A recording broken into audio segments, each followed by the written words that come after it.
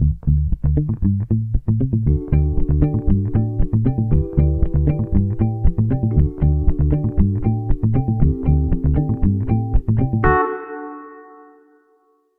back to Flies on the Ball. The season is over. How's everybody feeling? Nervous because the season isn't fully over. Well, disappointed. Disappointed? Yeah. How's the Arsenal fan feeling? Morose. Morose. Yeah. Oh, I'm feeling relieved. Yeah, would you say Leeds' escape was one of the best or most unlikely in recent seasons? Probably not. I mean, we were only out on goal difference going into the last day. Oh, don't ruin the point. I think there's been... I say that, but we are the first team since Wigan in 2010-11 to survive when going into the last day in the relegation zone. But I don't know.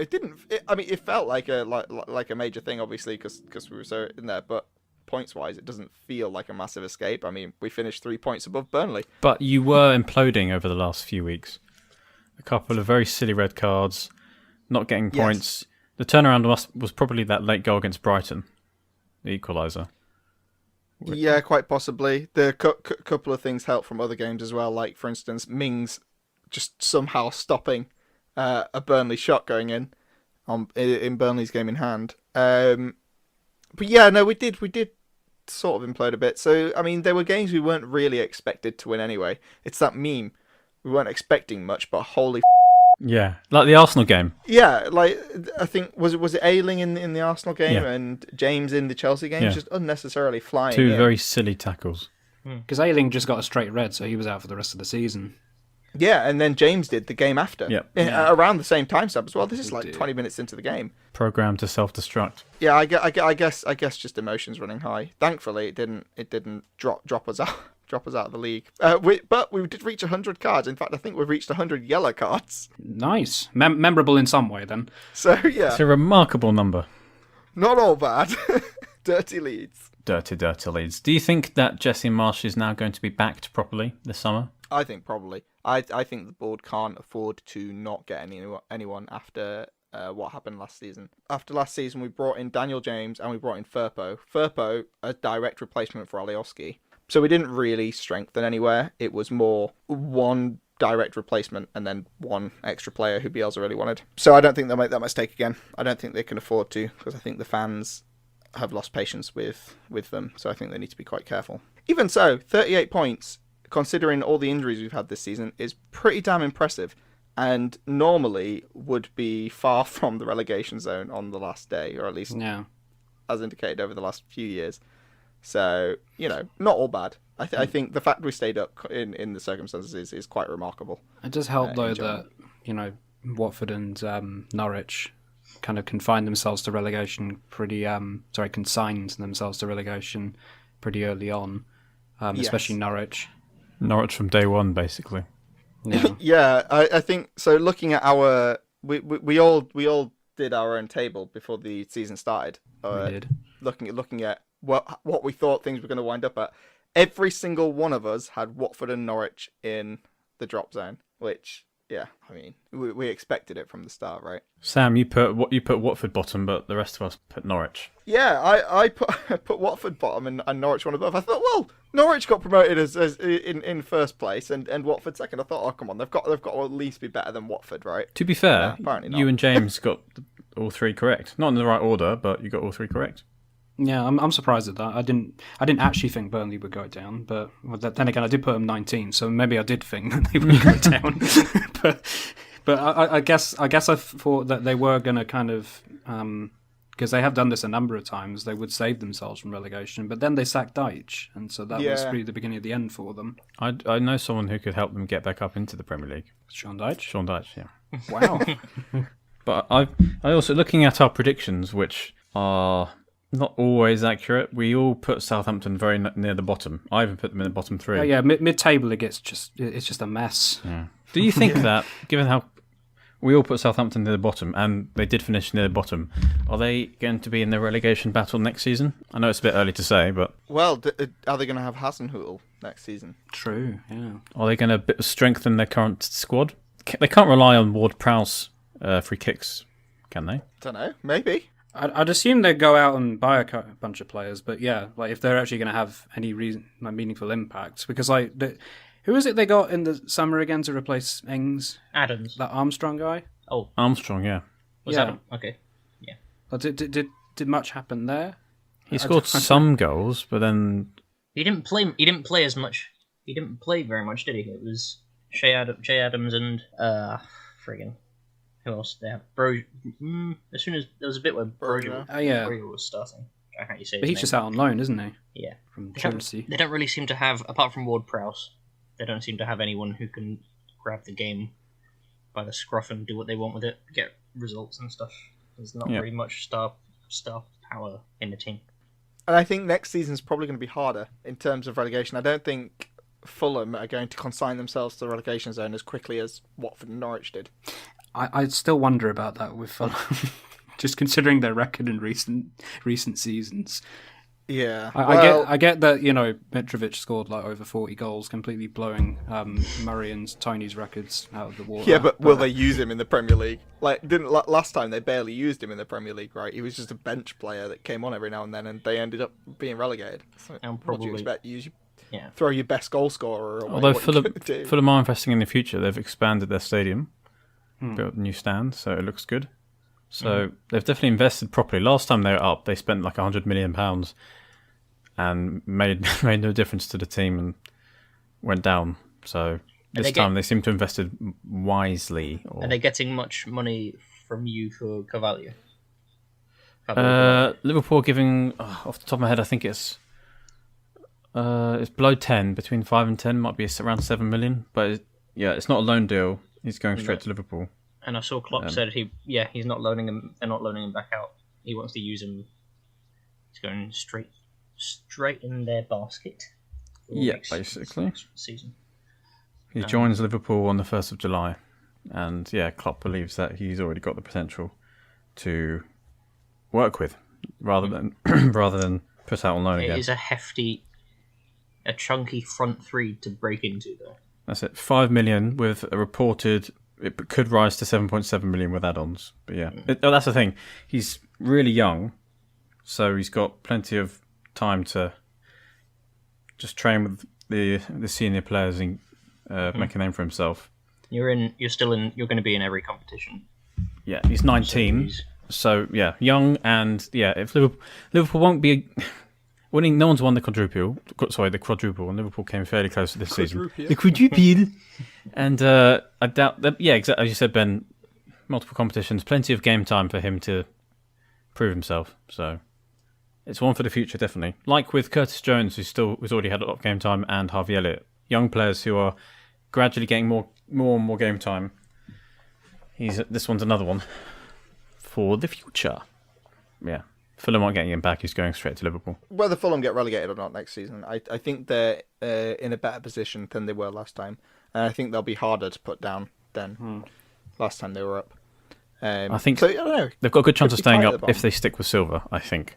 Invest a bit and stick with Silva, because he is a competent manager. What about with Bournemouth? Because they're coming up too. I don't know about Bournemouth. Nat Phillips or Naldini. I feel like Bournemouth could just do an Norwich. Yeah, I can see that. Do they have outstanding quality in that team? I don't think so. I'm looking at Bournemouth's squad now, and some interesting old Premier League talent. There's experience. I don't know if you can call like. I mean, Solanke's played in the Premiership. I don't know if that's experience. Yeah, that's experience. Junior Stanislas, Robbie Brady. Yeah, that's like that. experience. Who do you think is going to be promoted out of Huddersfield and Nottingham Forest? And who do you think would do better in the Premier League? I think Forest would do better in the Premier League, but I have a feeling Huddersfield will nick it.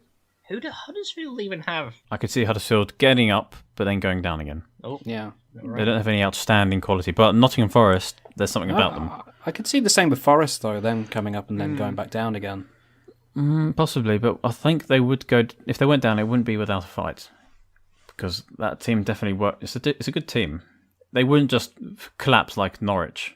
I think all three of the teams that get promoted will go down swinging if they go down. But then again, they'll come up again eventually, because the parachute payments just mean that certain clubs just go yo-yo between the Premier League and the Championship. I mean, hence Fulham and Bournemouth are the ones who are automatically promoted. Fulham, Bournemouth, Norwich, Watford are becoming one of those teams as well. And even Huddersfield, actually, like Huddersfield being in the playoff final, they were in the Premier League not too long ago. It might happen to Burnley as well. Yeah. The same teams are going. West Brom, same teams going up and down. Huddersfield. If Nottingham Forest get promoted, they're not a parachute team. Leeds weren't, Brentford weren't. That's good. That's why it's refreshing to have different clubs come up, especially old big clubs that haven't been up for a while, like Brentford. Yeah. So going up our old table, none of us had much faith in Crystal Palace either. Well, yeah, new manager, loads of new signings. I think it was the fact that there was so many unknowns. I think that was the main reason. And also just a complete change in philosophy as well. Like I saw just now, actually, we scored 61 goals this season. The season prior, it was 41. And the season before that, it was 29. 29 goals. Ben had Crystal Palace placed highest. He put that they'd get 14th, and they wound up in 12th. So I don't know, James, you're the Palace fan. What do you think? A successful season then? Well, I mean, I said disappointing at the beginning because unfortunately, like, despite how good the football's been and how it's been a clear improvement on previous seasons, it still feels like that top 10 was very easily within reach, and we unfortunately missed out on it at the final hurdle by losing to Everton in particular. But also just all the near misses, like especially early on in the season where we conceded late goals to the likes of Brighton and Arsenal. And us, we had an injury there was penalty. Lost to Leeds, of course. Don't even mention Everton. Like the last minute goal by Chelsea as well at Selhurst. There were so many of these where we just dropped very easily salvageable points. So to see us like come that close to getting a top 10 finish is a bit of a shame. But ultimately, it was definitely a successful season in the sense that it was a lot funner to watch compared to Roy Bull or whatever. And like I mean we've already seen the England squad come out, and Mark Gurhey and Conor Gallagher are both in there. I know Gallagher's no longer actually a Palace player technically, but he is there because of his Palace performances, not because of his Chelsea performances. So yeah, it's nice to see that we've merited England call-ups even with some of the performances of our players this season. And so it just demonstrates an overall improvement, and I'm looking forward to seeing what happens with Palace under Vieira next season. Mitchell also got a call-up, I think, a few months ago. He's had a good season. Yeah. Oh yeah, brilliant season. In my opinion, the player of the season for Palace, actually, Mitchell. I would still go Gallagher, but Mitchell has been very impressive. Or Gurhey. Anderson, I think, has done well. Yeah. Edouard started well, but kind of slowed down. Benteke's had a decent season. Elise is really good. Were it not for his foot injuries. And of course, Zaha doing his thing as usual, but actually better this time around. He got 14 goals this time. He was actually in the top 10 of goal scorers this season in the Premier League, which is it's great. Joel Ward had a decent season despite his fairly well-known lack of pace. He coped. Oh yeah, he was a very, very underrated performer, very unsung hero. Same with like Kiyate as well. Yeah. So all round, decent season. Yeah, I suppose it's quite telling that there's a little bit of disappointment in the season, despite them finishing higher than any of us had them down for. Yeah, I mean, everyone predicted that Vieira was going to get sacked in December. Yeah, well, I mean, it shows a lot of progress, doesn't it? Right? To have done so well. So yeah, they're really interesting. I'm definitely looking forward to seeing what Palace do next season. And how if Gallagher's replaced. It's not clear whether Chelsea can bring him back or not, but if they're bought, then they should be fine. Well, the government have approved their sale now. So, speaking of exceeding expectations, but also disappointing at the same time. Well, exceeding them the wrong way. Morose. Oh no! We all had Arsenal finishing outside of the Europeans' places, and they got Europa League. Yes. How do you feel about that, Ben? I was thinking about it now, quietly thinking to myself that, it's been very noticeable recently that Arsenal fans they've gotten to the stage where they're accepting it, and it's what's the word? It is better than we thought. We would have taken it at the start of the season, and a lot. I don't know how to say it.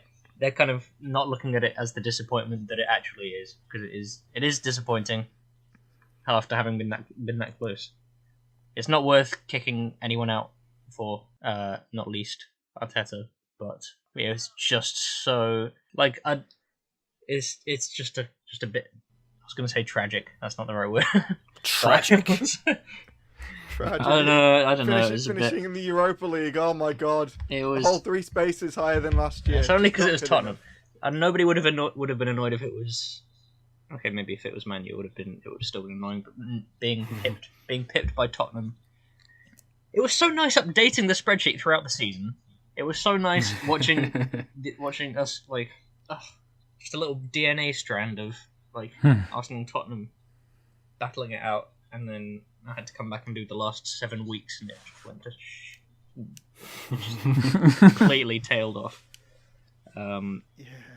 But so it was there for the taking, and here on the Premier League table, those 2 losses, those 2 in the last 3, absolutely killed. Was that down to Arsenal's lack of experience? Because it's one of, if not the youngest squad in the league. I don't know what experience. Just a lack of game management, maybe. Because, again, as you said, it was in Arsenal's hands. But when you needed to perform, you couldn't. Just didn't. The other side of the coin is Tottenham, who that's what I was going to say. Towards the end of the season, have been really good. I mean, it basically comes down to the North London derby, right? I mean, you finished? Was it 1 or 2 points? It wasn't even that. 2 points in the end, yeah. It wasn't that. No, obviously, because you lost afterwards. But Tottenham did win the North London derby. Had Arsenal won the North London derby, they would be ahead of Tottenham now. Yes, because 3 points more, they would have 3 points left. Yeah, but then holding. So it's holding half an hour and decided to. I don't know what he decided to do. Was it for holding, or was it? I don't know. But then there was the Burnley. I think it was Tottenham Burnley where they won with that. Like 3 minutes into first half injury time, they got the penalty. Interesting penalty, which so many little things. Such a bizarre. I mean, Tottenham have had some last minute luck this season. The Leicester game stands out mostly. Those 2 late goals from Bergwijn. Oh God, yeah. Yeah, that took him from a loss to a victory, didn't it? In injury time. Conte's kind of instilled belief not only in their own abilities but what they could do. He's made them stronger defensively. He's made players like Ben Davies look like a really solid defender. Yeah, because I noticed underneath all the England stuff, there are a lot of people. Well, okay, mostly Spurs fans, but there are a lot of people moaning about the omission of Eric Dyer, of all people. Which in previous seasons would have been like, well, yeah. But this season, apparently, he's been one of Spurs' best performers. Yeah, Conte's made him play really well the last few months. He's up. I think that's the main difference between Arsenal and Tottenham. Arsenal have a manager who's young and inexperienced and building a project, whereas Tottenham have a ready-made world-class manager and world-class attackers. Even who are Conte experienced. Struggled at first. Oh yeah, even he struggled. Yeah, it took him time to actually get them going. He got close to calling it quits with them, I think, based on his interviews and stuff at the time. But no, it stuck with it and turned it around. It was actually really interesting watching that battle play out. And again, went down to the last day, so very tight for the Champions League spaces. Didn't need to be that tight. It didn't need to be that tight. It didn't. Same with Leeds. It didn't need to. Same with Everton. Like they just like the drama. It was too well scripted, honestly. A very dramatic end to the season. And speaking of dramatic ends to the season, Jack, how did you find Liverpool's season? Successful?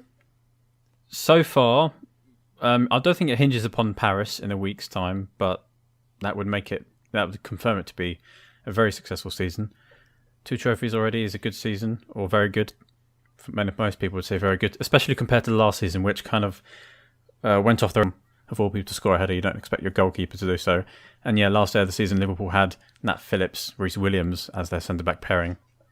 Both of whom got cuts in that game, so there's a fairly, and this probably will become iconic, especially if Liverpool win in Paris, a well-known, beloved image of both of those applauding the fans after the game with bandages over their heads and cut marks. So it wasn't an easy season last season for Liverpool. So this season, the focus was more on To what extent was last season a reflection of the reality, or was that just a one-off?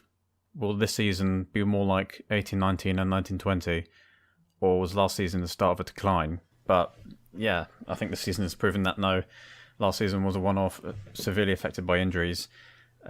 Started well, but then it seemed to be like a 3-horse race, but the focus was on Chelsea and Man City.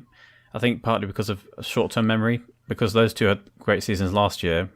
Everyone seemed to assume, I say everyone, that's a generalisation, but loads of people seem to assume that Liverpool, because of their relatively poor performance last season, were out of it. So they weren't really looked at as genuine title challengers, and probably until about November maybe. But around November, December, they were 14 points behind Manchester City, so the title seemed to be wrapped up already. With 2 games in hand, the title seemed to be wrapped up because City don't have a history of losing a lead, and Liverpool managed to get it back to 1 point, thereby creating an exciting title race, because had that not happened, the league would have been wrapped up a couple of months ago. So in terms of to get back into the title race and finish 1 point behind City, it looks like it was a close race all the way, like 18-19, but there was a moment mid-season where City seemed to be running away, so Liverpool managed to claw it back, and along the way win both the League Cup and the FA Cup, and potentially win a cup treble in Paris. So it's already a good season. You can't complain about 2 trophies. It could turn into a great season, and the fact that Liverpool was so close to a quadruple, the closest any team has ever been to a quadruple, means that you can't really find room for complaint, really. Liverpool have played the most games they possibly could have played, which is the first time they've done it since 2001. They've played every game they possibly could have played, because they've played every league match and they've reached the final of every cup competition they've been in. So they've played over 60 games, the most games they could possibly play in the season. So to win the League Cup and the FA Cup, to come second in the league, 1 point behind a very good Manchester City side, and to reach the Champions League final, I can't find any room for complaints, really. In fact, I can't find any. I mean, that's the thing. You don't want to be... It's one thing, because Klopp likes to emphasise the journey. It's about the journey of trying to achieve great success. And many Liverpool fans have bought into that. It's not just about winning the trophies. Of course, you all want to win trophies, but it's also about loving the team you support along the way. And it's one thing doing that, but if you're almost worse, it's one thing having a great journey in the cup, but if you don't win that cup, then it's still disappointing. So it's all well and good saying, well, we had a great journey, we came so close, but you don't want to be the people who came so close, especially a team with... So while it can be disappointing, it is disappointing not to win the league, again, finishing 1 point behind City after accruing so many points, context is key. Last season went off the rails, limited budget in comparison to Manchester City, still quite a big budget, of course, and potentially Liverpool could finish with 3 cups, including the Champions League. And potentially we're only 20 minutes away from the title. And yeah, we're really close to the title. So again, the closest any club has ever got to the quadruple, and you're including the great sides of the past, not only Manchester City of recent years, but Manchester United of '99, the Arsenal side of the late 90s, early noughties didn't get close, the Chelsea side under Mourinho, and even if you go further back before the Premier League, no other side has got this close. So yeah, nothing I'm to not complain gonna lie, about. I'm glad it didn't happen. Like, it just... I get what you mean. It's not healthy for English football if one team dominates. Yeah. But from my biased point of view, it would have been lovely. I certainly wouldn't complain if Leeds won the quadruple. But exactly. If another team wins it, you go, well, that's not fair. That's bad for football. But if your team wins it, then, well, that's more, please. It's like when Celtic win. You remember when Celtic won the treble in Scotland? Yeah. That's when it. Yeah. We don't get that in England, fortunately, but I get it. I get what you mean. If one team won all 4 trophies, it kind of makes a mockery of the competitive nature of English football. But fortunately for you, it didn't happen. I suppose it happening once isn't actually that bad. It's what would be really bad is if Liverpool got all 4 one year, Man City got all 4 the next year, Liverpool got all 4 the next year after that. At that point, it would be like, oh my god. That said, Man City have won the league again. They have. Yes, 4th 4 out of time the last in 5 years. And bang on with their wage bill expectations. Yeah. And were it not for Liverpool, it would have been 5 years in a row, probably. That's Bundesliga. Yeah, that's Bundesliga and Ligue 1 levels of boring. Yeah, but they are a good team. I hope again. I hope they don't win it next year. They are But getting at the same Haaland. time, they are bringing in Haaland, which is going to be interesting. I don't think it's going to make them much better because they already get goals. Yeah. Yeah, because that was the thing they were missing was goals. Yeah, they really lacked goals. They almost scored 100 goals this season, but you know what they needed? They needed another goal They scorer. needed a striker. They needed more goals. Another 100 goals with Haaland. They just need someone. They need one player who just hates Tottenham. They just need one player to beat Tottenham, and that'll. They need to beat the Tottenham curse. What they said that so they lost both games against Tottenham, but somehow they still scored. They still scored against Tottenham. Unlike Palace, didn't beat Palace though, and didn't score against Palace. Yeah. But Palace were again unbeaten in Manchester. Yeah. There's the I don't think it was last season, but the season before was the That's the same. thing I find with Man City winning the league is that they're such a well-oiled machine, so ruthlessly efficient that it's kind of it never seems to be there's like it never seems to be there's like any level of adversity though with Man City. No, Maybe a little, I mean, but not the adversity that they faced this season was of their own making, right? Manchester City, well, all Pep teams want to dominate possession. They need to dominate a game, and if they dominate, then they'll win. So whenever Manchester City have come unstuck, it's because they don't dominate the game. So, for example, in Europe against Real Madrid most recently, they came unstuck when Real Madrid kept possession and created chances. City have to dominate a match, which, to be fair, they do a lot. So it's fine. If they dominate, then they're fine. If they don't, then you can beat them. Whereas, I suppose, in comparison to them, maybe the closest team you could compare them to, I guess, in this league is Liverpool. Liverpool don't need to dominate to win. They can be under the cosh but still win. But City do this so often, you can't really tell the difference anyway. They need to dominate. It's part of the way they play.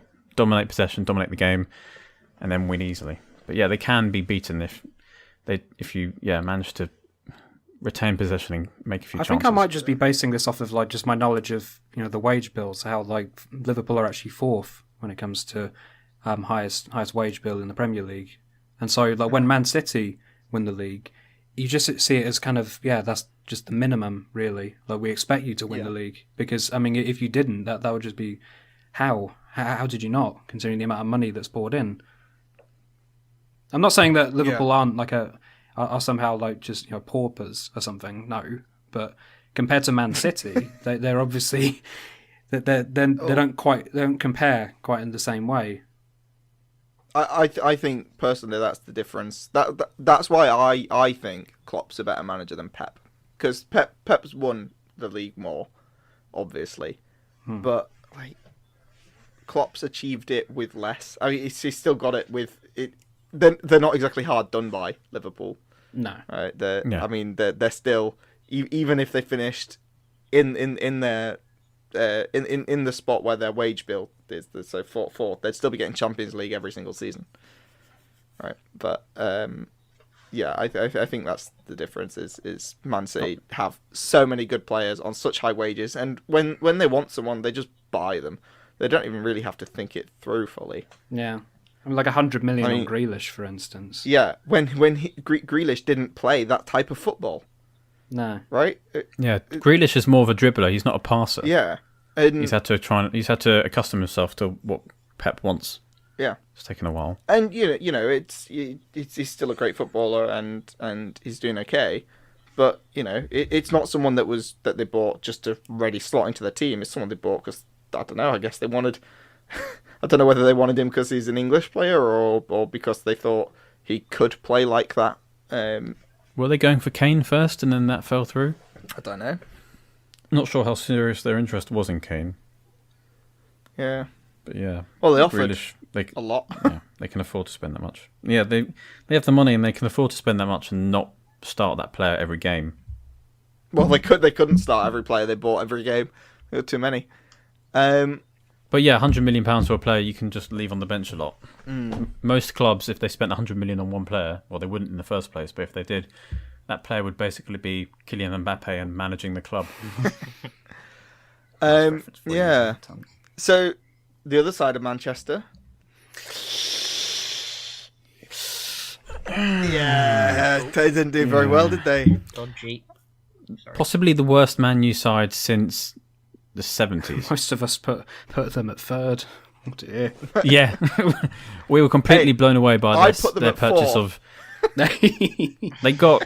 Who did they get? Sancho, Ronaldo, Varane and Ronaldo. Yeah. Yeah.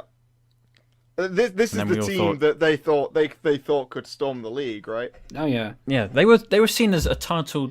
It was seen as a 4-team race. Because Maybe the thing even a is, 3-team. they did finish second last season, and they go out and get a decent centre back in Varane. They get Jadon Sancho from Dortmund.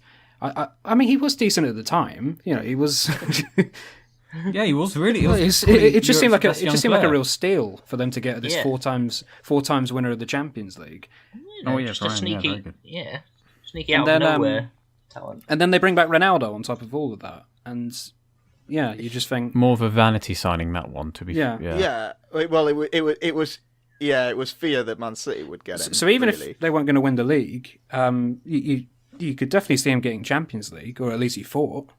But then,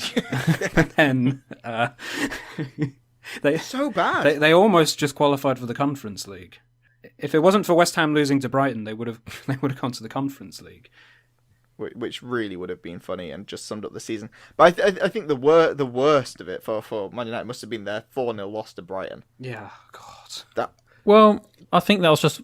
I think it wasn't the fact that they lost 4-0 to Brighton, it was the fact that they lost 4-0 or something similar so often in the season. If you lose... In the past, the Ferguson United team may have lost 4-1, 3-0 once or twice at most a season. Yeah. But not so, they weren't thrashed so many They had times. some terrible results even under Ferguson, but they would usually bounce back from it. And like the fashion within which they'd lose wouldn't be one of like just complete despair and like, is there any way back from this? But yeah. They don't capitulate under Ferguson, but they capitulated so Yeah. often this season. Some of the They results, lost 9-0 on aggregate to Liverpool. The results make Someone no has to lose sense. 9-0. They make no sense sometimes. There's a nice 3-0 away victory at Spurs. Sandwich. That was the week Sandwich- after Liverpool, yeah. I think. They bounced back and Spurs still had Nuno as their manager. Probably that then. Because other than Remember that, when Nuno started the season? 3 wins in a row, top of the league. Those and were they the lost 3-0 days. to Palace. Oh dear. This season has been up and down the entire way through, completely bonkers. I mean, there's been... How many managers have we gone through in this season as well? Because there's been a lot of managers there. Fair few. And a couple of surprise sackings as well. I wasn't expecting Bielsa to go from Leeds or... who did Villa sack? Was it Dean Smith. Dean Smith? I wasn't expecting that because they were doing okay. Not Dicey. great, but... Dicey boy. Yeah, that was a big surprise. Solskjaer? No, not surprised. So yeah, Solskjaer. We had obviously... I thought wasn't Rodgers. Nuno. I feel like Rodgers at one point was among the top candidates for sacking. Yeah, well, they were suffering. But Yeah. Leicester also had a lot of injuries. So there's been quite a lot of injuries again this season. Yeah. Because Because Leicester has definitely underperformed. Yeah. Yeah, and they still managed to get 8th, which... Not Europe, but they gave it a good go towards the end of the season, considering... I should have brought them in for my fantasy team. Oh yeah, of course, Watford went through quite a few managers as well. Does anyone remember Zisco? No? No one remembers Zisco? What was that? He was their manager until October. Yeah. Norwich sacked, was it Farker? I wasn't expecting that either because I thought they would just accept their fate and go down, which is what they normally do. But then their sporting director came out and said, no, we want to stay in the Premier League. Finished as 20th. Really? Agent Rafa got sacked. Agent Rafa almost did his duty. And of course Steve Bruce. That's a possible big change to the landscape in the Newcastle takeover. It could be the That's new my Man City. biggest success, It'll by take the way, time. with the table prediction was Newcastle. You should put them as 11th. Yeah, bang on 11th. At the beginning of the season, that looked like the worst prediction. But then, as the season progressed, it looked more and more realistic, and I'm really happy. Happy that okay, I'm not happy because they finished above Palace, but I'm very happy that I got the prediction right. Well, I think Eddie Howe needs a lot of credit, to be fair. He does, yeah. Yes. Newcastle were rooted to they were below Norwich. Yeah. And they had They hadn't their win won a record game. at this calendar year was as good as any of the top four. Yeah, I know they spent some a of the lot top of money four. in January, but Yeah. but still to go from dead bottom to 11th is pretty impressive. And not all of that money was spent on players who made a difference. I mean, Bruno played a few games. Target did well. Yeah, Trippier was out. Chris Wood did nothing. I think their best signing was, what's his name now? Brighton, Dan Burn. I think that was the most important signing. Him and Target did fairly well, but the others didn't play a lot for various reasons. Wood played a bit. Wood was really nothing. just bought to tank Burnley, and to be fair, it worked. If we take Wood, then they may sack Dyche, and then they go down. Damn.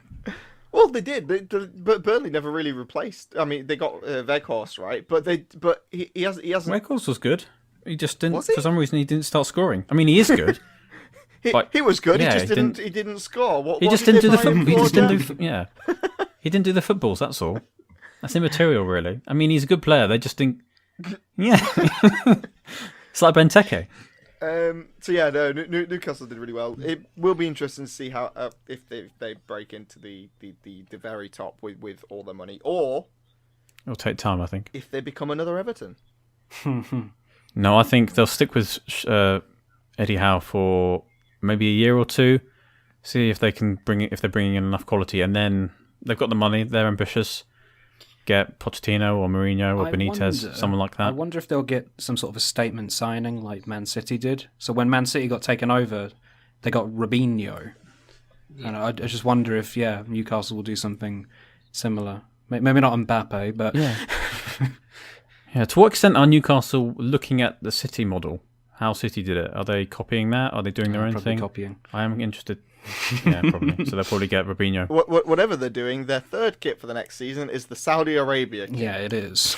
Yes, It's not even an exaggeration. It And literally does. This is Subtle the one af. thing I don't like about Eddie Howe is he refuses to even engage with those kind of questions. And Newcastle have gone to training in Saudi Arabia.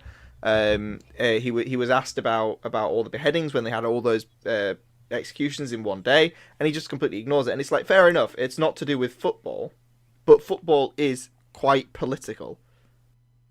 Especially when your employers are literally the state of Saudi Arabia. Yeah, and obviously there's only so much you can say, but to just completely ignore it and blow it all off and pretend it's not a problem when it is, I don't like that. I mean, I don't know how much managers could get away with saying, but I'd have respected him a lot more if he engaged with the conversation. Like, even with this shirt thing, he's just like, oh, we're aware. Great, well done, you're aware. If he had tried to, I have a feeling he would have been sacked, and this is his biggest opportunity. He might have been sacked, and then Newcastle probably would have dropped like a stone. Damn. I mean, yeah. Oh no! Like, you know, he's doing a good enough job that I don't think he has to completely shy away from everything. Not completely. Don't not engage with it. Acknowledge there's issues. I just noticed... Oh, sorry. I was just going to say that in spite of everything, I've just noticed that Palace have finished in a similar position to Newcastle again. We do this almost every season. Yeah, well, Leeds finished, I think, on the same points as Everton last year, just ahead of them on goal difference, and this year we're 1 point below them. Complete opposite end of the table, but we're right next to them. Again. Unfortunately, Arsenal aren't just above us this time. Well, do you want to talk about Everton? Yeah, let's go on. talk about Everton. They've not had a good season either, have they? Agent Rafa almost got the job done. Almost. Almost. So close. His appointment was ridiculous. I know he lives in Merseyside, but why on earth did Everton appoint a former Liverpool manager who has, in the past, said that Everton are a small club? First time in 100 years or so, wasn't it? Yeah. There's a reason managers don't normally manage the same, the two clubs in the same city. Will Lampard still be their manager next season? I think Lampard won't survive next season. Or if he does, he won't survive the season after. because I can't he see. has no experience at a relegation battle, and the squad's really bad. They stayed up because of Goodison, not because of the team. I think they stayed up because Palace threw it away. Yeah, sorry about that, lads. Because, I mean, well... Hubris on Palace's Well, part. I mean, if they hadn't beaten Palace, they still would have been above Burnley, but you don't know if them losing that game would have given Burnley a bit more confidence going into the last game, True. or what, Yeah. because there's more avenues out of the relegation zone at that point. So you don't still speculation, of course, but yeah, I They're so think, ordinary. Yeah, It's that technically not they would- finished yet, even because of all the legal action. There is legal action, and True. I don't think Leeds are letting it go just because they've stayed up, and that makes me happy because they shouldn't, because that would be really a dick move. Just we're gonna try and sue, or we're gonna try and we're pleading the case that this is unfair just because we're going down is a load of rubbish. Everton have spent so much money over the last few years, and it's They've got lost. them nowhere. If anything, they've got worse. And the squad is just full of ordinary players. Fashion merchants. And Lampard. GQ fashion arseholes like Calvert-Lewin. It shouldn't even... Pick a career, man. Pick a career. And Tom Davies, is that his name? Tom Davies, more interested in what he wears than playing. And they brought Dele Alli in just to, I don't know, annoy Simon Jordan. Yeah. It's bonkers the amount of money that they've lost over the last few years, and they put in 170 million of it to COVID. Newcastle have put I think 50 million due to COVID, which is a large amount, but much more reasonable. You're looking over 2 years. You've got Everton pulling tickets of 13, 17 million a year. Where are you getting 170 million from in losses? I mean, they've got money they want to build a stadium, for goodness sake. They spent $500 million in over 5-6 years on signings. They've got money. They've got a stadium. What? they want to build a new one. The new stadium. But they've already got a... Two stadiums. They want to build a second one. They want 2 stadiums. It's a Krusty Krab 2. Hello, I like They money. are not well. They are badly run, so I think they'll still be in a relegation battle or near. Do you think? Near there next season? I don't. I think they could be with There's Frank. so much. There's so many issues with that club as well as the squad. They aren't. They just because they've survived this year doesn't mean they're suddenly going to be. They're fine going to end next up like year. Hamburg in Germany. Possibly. A bunch of near misses, and then it finally happens. Yeah, just slowly coasting downwards. To be fair, I think they could face a points deduction next season, because of 50 the points. financial things. Because there's definitely something fishy going on there. I know the Premier League don't like to push FFP because then they'd have to go after Man City, and they like Man City. But there's something fishy going on with Everton's finances. There's no way you lose 170 million due to COVID. And plus, like you showed all that, wage bill, they were the massive outlier as well in terms of the amount of money spent versus their league finish. Yeah. They were the worst performing in terms of where they should wind up versus where they actually wound up based on their wage bill. Brentford overperformed the most. They did, yeah. And speaking of which, would you say that Thomas Frank is manager of the season, Ooh. No, for me, I or Eddie think, Howe for his second half performance? I think I would go with Eddie Howe. But I think Thomas Frank is up there. Or potentially Graham As Potter. is Graham Potter. Yeah. Yeah. I think Vieira deserves a nod. I think he deserves a nod. He's done well. Yeah. I think Jurgen Klopp deserves a nod. No. We don't have unlimited nods to give out here. I have several nods. I think Pep Guardiola deserves a nod. I think Mikel Arteta deserves a nod. I think Ole Gunnar Solskjaer deserves a nod for, thanks to him, Man United were in the place they were. But yeah, Frank's done well. Potter's done really well. Eddie Howe, especially. That big. I mean, yes, he got a big cash injection, but not all of the players he bought were helpful. And I think being rooted to the bottom of the table, morale-wise, that's going to be an impact. And he had to work with most of the players who played throughout the season were Bruce players. He had to work with what he had already. He didn't use all the new signings, and they made a massive difference. He didn't change the entire spine of the team. He had to work with what he had. And, Actually, with Thomas Frank, I mean, you look at Brentford's team for much of this season. It was largely the same as what they had in the Championship. Raya in goal, Lots of Janssen, Pinnock in defence, same with Rico Henry. Up front, like Ivan Toney and Burmo. I mean, like they had some additions, obviously Ericsson in the second half of the season, but for the most part, the actual core of that squad was the same team they had in the Championship. So yeah. I think Ericsson was a very shrewd signing, gave them an injection of just creativity. He was a brilliant signing. Get through. They were on a massive downward spiral before they signed Ericsson. It was a really, really good move.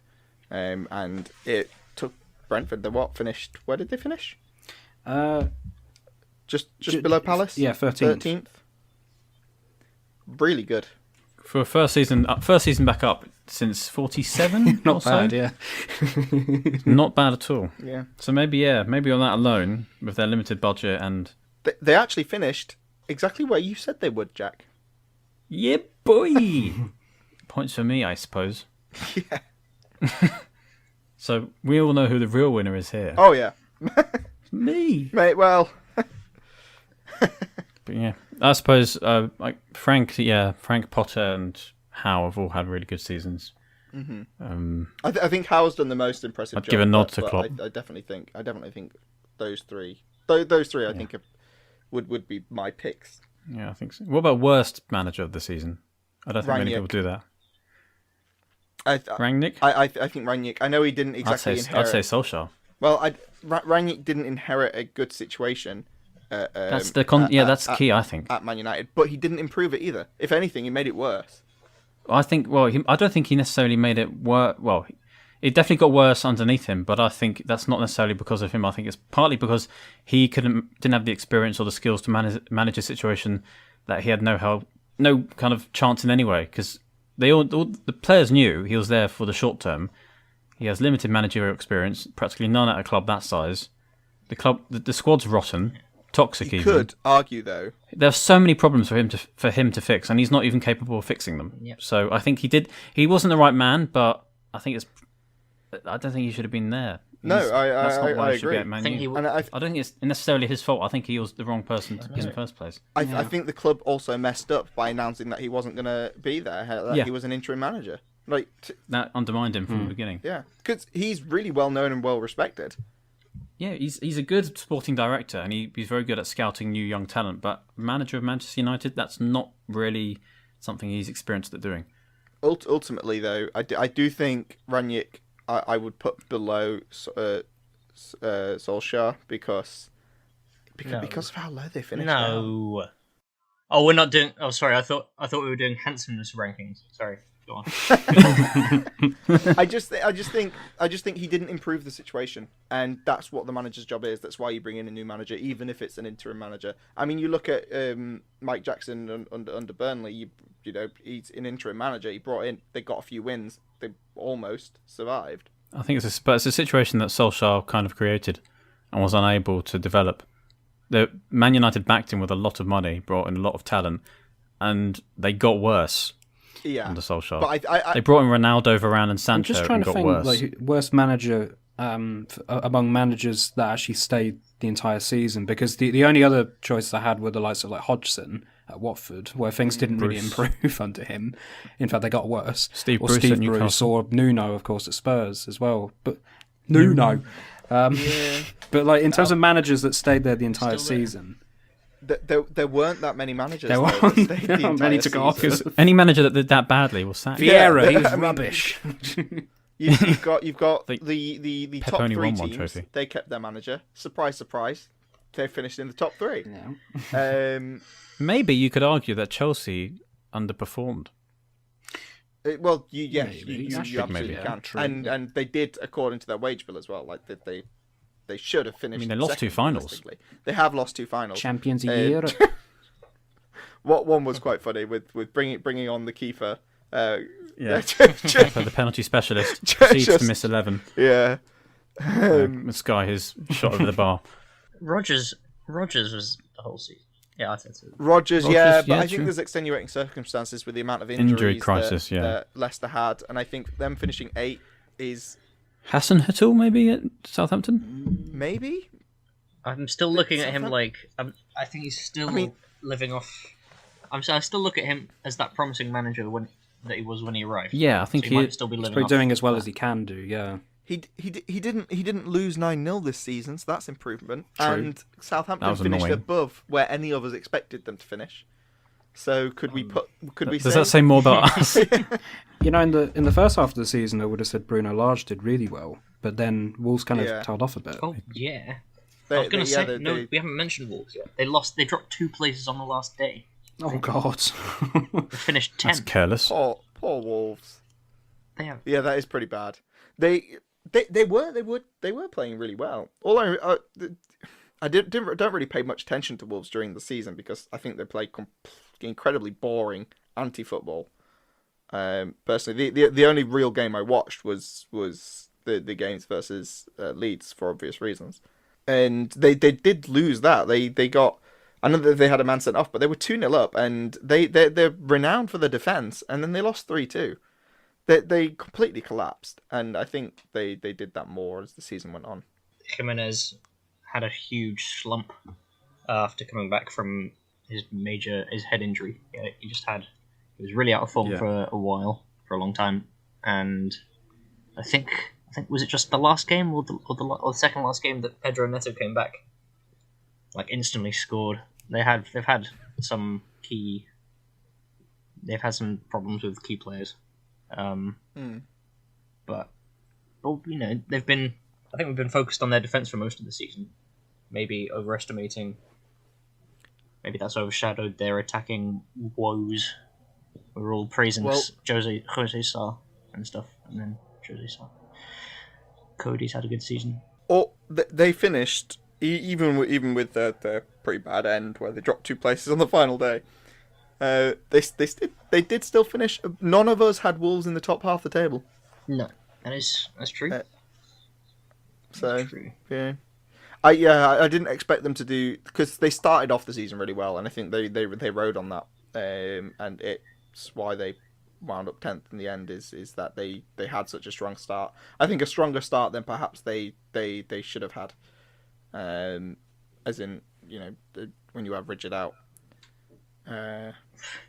With Jimenez out, their attack was just.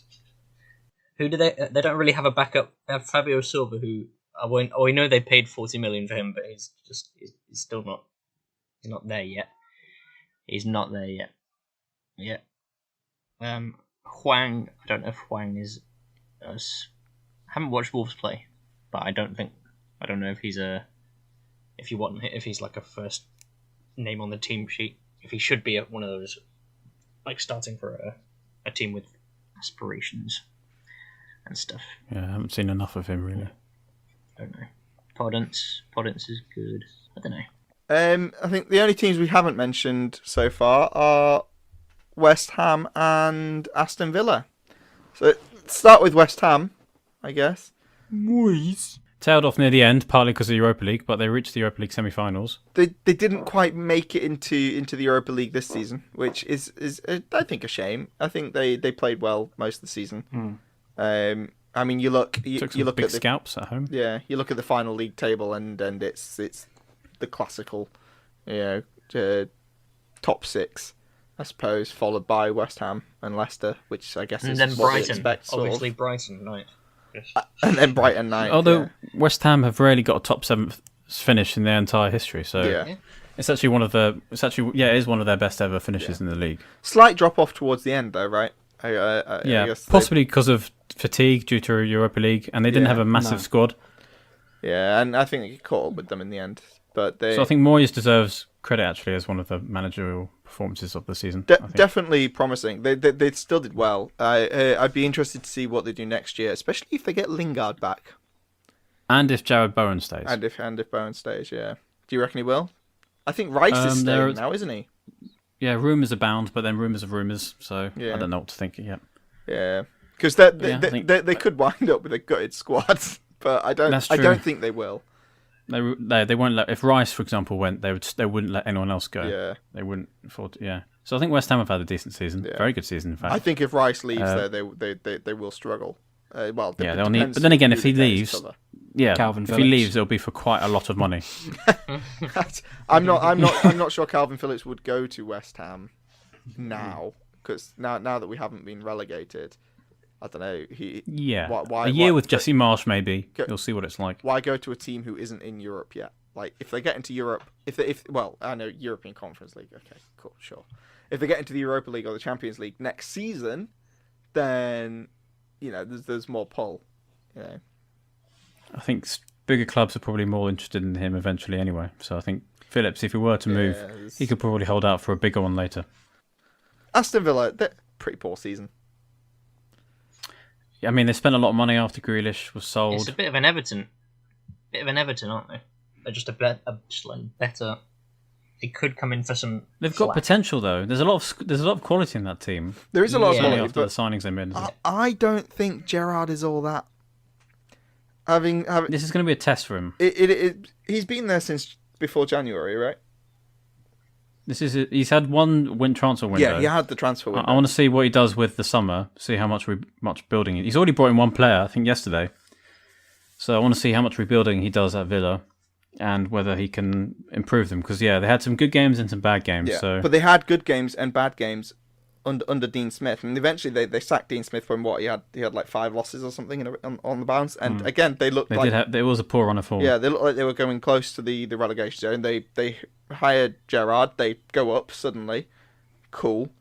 Everyone thinks, Gerrard's doing great, and he was, and then it sort of fades off, and then at one point again they had the worst form in the league, which is weird. Yeah, because I thought they'd actually done quite well to stem the loss of Grealish. We're getting like Coutinho, Leon Bailey, Buendia, but then 14th is considering this again was supposed to be the season they pushed towards Europe, and I know this changed manager mid-season, but it's and I don't think Gerrard has done as well a bit better as people perhaps maybe think he has, because they haven't finished that high. They haven't really improved their league position under him compared to where they were with Dean Smith. Yeah, I think he deserves a lot more time, of course, but he hasn't set the world on fire really yet. No, he hasn't, and it's not like he hasn't had the time. Like, he has had a transfer window and a load of time since then, but obviously, it's not the same as having a full pre-season and starting again in the next season. So we'll see more there. But yeah, because I don't think Gerrard is like that bad of a manager. I mean, he's obviously still got quite a bit of potential. Because I think he's competent. Yeah, because going on an unbeaten run with a team that hadn't won the league in 10 years. Like in any league, that's tough. I get that it's the Scottish league and everything, but yeah, like to do that with Rangers, it was still pretty impressive. So yeah, like just intrigued to see what he does in the summer then, and see if he can improve. Yeah. I mean, I feel like Villa probably will improve upon their position, because they finished 14th, which is not great. If they don't improve on the position, then they're in trouble. That would be a bit serious. Yeah. I'm not saying he didn't do a good job at Rangers. I didn't follow Rangers. I still don't. But they did just lose a European final without Gerrard. So they got to without. I think they reached that final because of the work built up by Gerrard. Under Gerrard, they did really surprisingly well in the Europa League for the last 2 years. Got out of the group stage, which for Rangers standards is actually quite good, because they are pretty poor. Okay. So he built them up, and I think Bronkhorst used that experience and know-how to help push them right to the final. Yeah. So I think they got there on the back of the last work done in the last 2.5 years. I'm not disagreeing, and I'm not being biased, but I think Van Bronckhorst is just the greatest manager of all time. I think Gerrard aside, Aston Villa have definitely had a poor season, from where they would have wanted to be. Yeah, they wanted to push on after Grealish, and then they ended up avoiding relegation. I think the lowest position we gave them was me and James, and we both put them in 10th. Oh God, yeah. Oh dear. Proof that you shouldn't just base predictions off of transfer activity, I suppose. Yeah. No, transfer activity. But they looked like they were pressing up. But then again, they lost Grealish, I suppose, and they didn't. Who they replaced him with? Buendia, Ings, and I forgot about Ings as well. Yeah, but yeah, Leon Bailey. I don't know if he actually did. Leon Bailey. Then Coutinho came in midway through the season. But they had Watkins as well, so they already had quality there. Yeah. There's a lot of quality there. It's funny that me and Jack not utilised yet. Me and Jack, in particular, had Villa just above Arsenal. Everyone else, no one else had them that way round. But that was quite alarming to look at now. We took a risk. Yeah, We took a risk. I had Arsenal at the highest place. Well, me and James both had Arsenal. James, our tables are quite similar, you know. We've had Leicester. we Actually, both everyone had had Arsenal. Leicester. you had Chelsea. You seventh, had Chelsea win. and we were the Chelsea highest. to win. I know. They did Oh God, look we good. both did. They did look good. But They did, yeah. was this? I don't know if we did this Damn. before they got Lukaku or not. Ooh, don't Possibly. remember. No, I think That after. would make sense if it was after, because they did look. Yeah.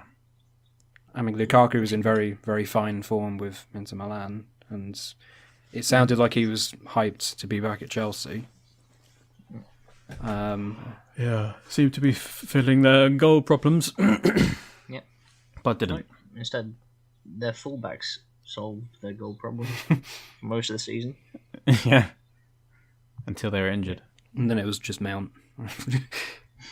Yeah. So yeah, That's that was the season that was. Thank you for listening to this episode of Flies on the Ball. Tune in next week where we will be reviewing Arsenal's season as a whole.